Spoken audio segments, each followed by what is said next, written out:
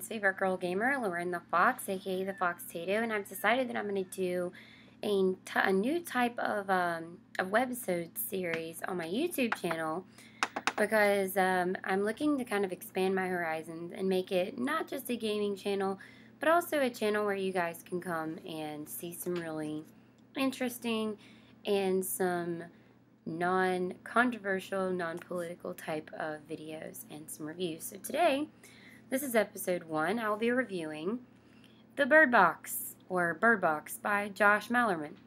I did not plan on finishing this book in one sitting, because let me tell you, I started on this book, sorry my nose itched. I started on this book last night.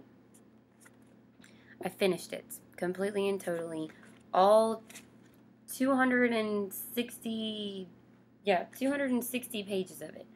All 260 pages I finished in one sitting. It took me about maybe 3 hours because I am totally and completely enthralled by this book. So I'm going to give you guys the basic rundown of like what the book is about, and I'm not going to, give you any spoilers, but I am going to try and like review part of the book, and then at the very end of this video I'm going to tell you guys to stop watching, and then I am going to give you a couple questions that the book has posed at the end of it.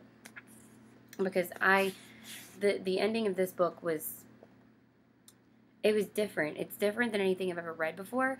And this being said, like, I want to read more Josh Malerman simply because this book was just so amazing. Alright, so the synopsis on the back says, something is out there, something terrifying, something that must not be seen. One glimpse and a person is driven to deadly violence and no one knows what it is or where it came from. 5 years after it began, a handful of scattered survivors remain, including Mallory and her 2 young children. Living in an abandoned house near the river, Mallory has long dreamed of fleeing to a place where her and her family might be safe. But the journey ahead will be terrifying, 20 miles downriver in a rowboat, blindfolded. One wrong choice, and they will die. And something is following them, but it isn't a man, animal, or monster. Engulfed in darkness, surrounded by sounds both familiar and frightening, Mallory embarks on a harrowing odyssey, a trip that takes her into an unseen world and back into the past to the companions who once saved her. Interweaving past and present, Josh Malerman's breathtaking debut is a horrific and gripping snapshot of a world untraveled that will have you racing to the final page. And that is 100% true. I literally rushed to get to certain parts of this book. I was like flipping pages, like, oh my goodness, I have to find out what happens. And like, it was ridiculous. So, this book is written in a format where you can clearly see that there is a past Mallory and then there is a present Mallory.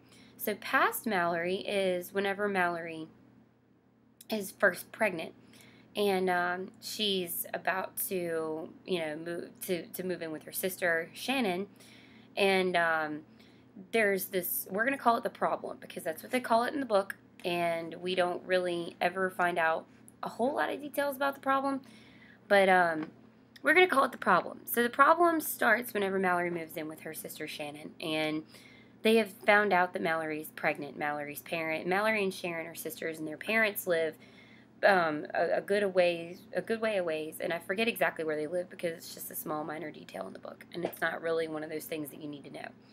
But anyway, so Mallory decides that she and Shannon are going to be fine. They're going to live together and whatnot. And then the problem starts happening. They start seeing things pop up on the news. And it kind of reminds me of a zombie book.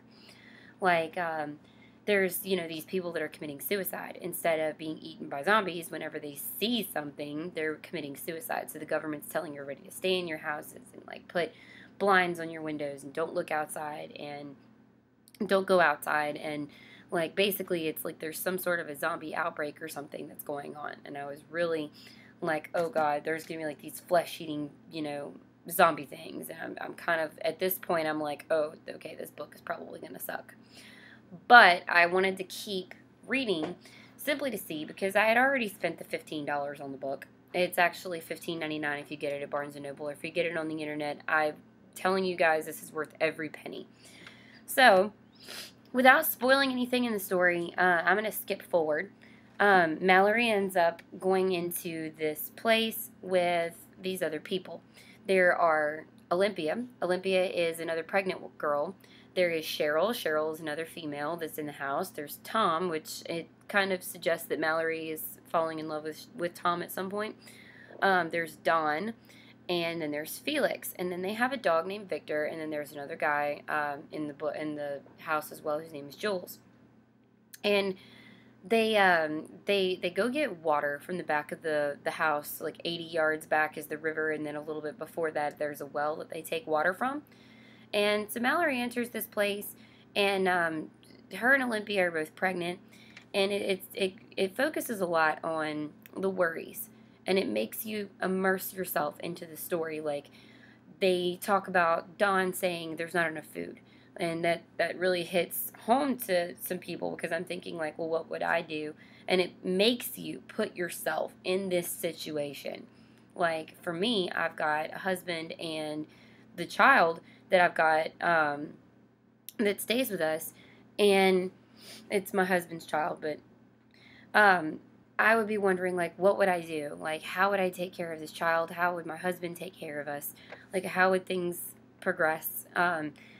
You know, just everyday worries. And your cell phones don't work anymore. Your TVs are now out. Your radios. Everybody is freaking dead. Like, they send Tom and Jules out on excavations to go find food and regular supplies that you need, like things you wouldn't even think about, like toilet paper and candles and batteries and radios and stuff. It's very immersive. They have a cellar at the very bottom. You find out that the house was originally owned by a man named George, and I'm going to let you guys read the book to find out what happened to George, but let's just say that George is no longer with us, and his disappearance is very unnerving. Like, it's Josh Malerman does this thing where, like, everything in this entire book is just unnerving and creepy, and ugh. It's very heart-wrenching, but at the same time you don't feel like you're overwhelmed or devastated while reading this book because it's so well written.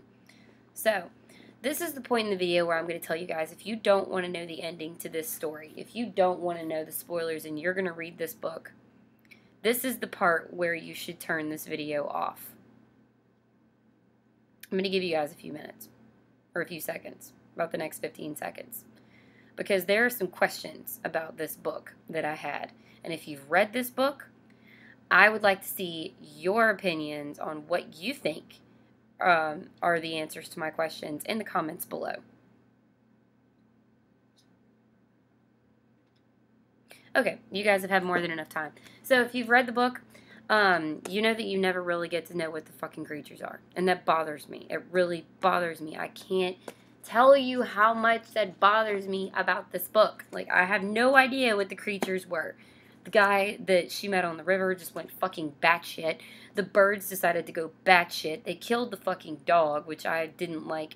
The attic scene was fucking terrifying. Like, I was sweating whenever I was reading the attic scene. It was ridiculous. So, I understand that she does make it to safety with her 2 kids. Okay?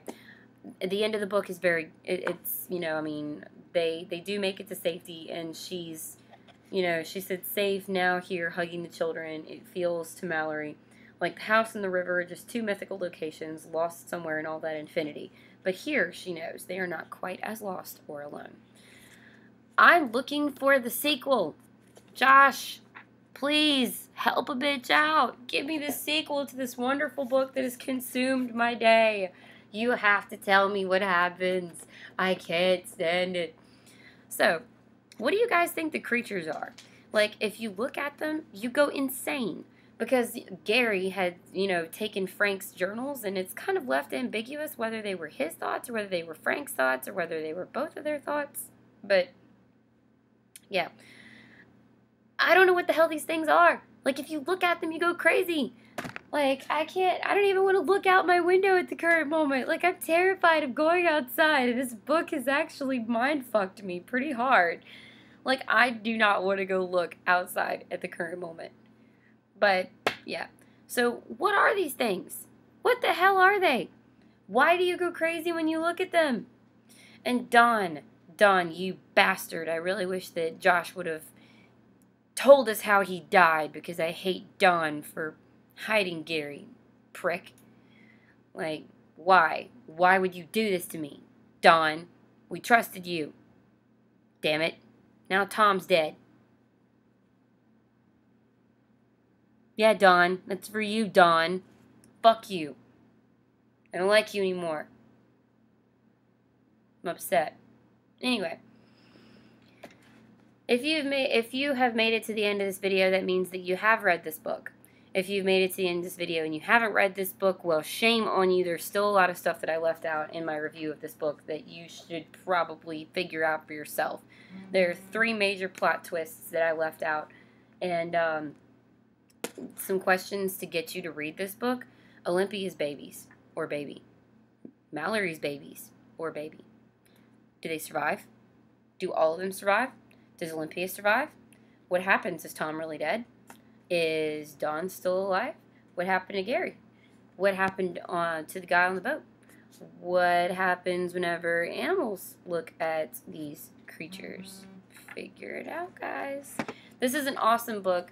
I want to, really hand it to Josh Malerman for writing something that absolutely terrified me. I'm probably going to spend the rest of my day in my bed, underneath some blankets. Yeah. Anyway, this is my very first review of my book that I just read. Let me know if you guys like this, and I'm going to review some of my other favorite books and show you guys kind of what I like to read. Maybe you guys will like it too. So this is the bookworm version of the Fox Tato, saying I hope you guys have some awesome book suggestions for me in the comments below. Like, subscribe, leave stuff, leave things for me to read, and I will review if I have the time or get that far. Thanks, guys.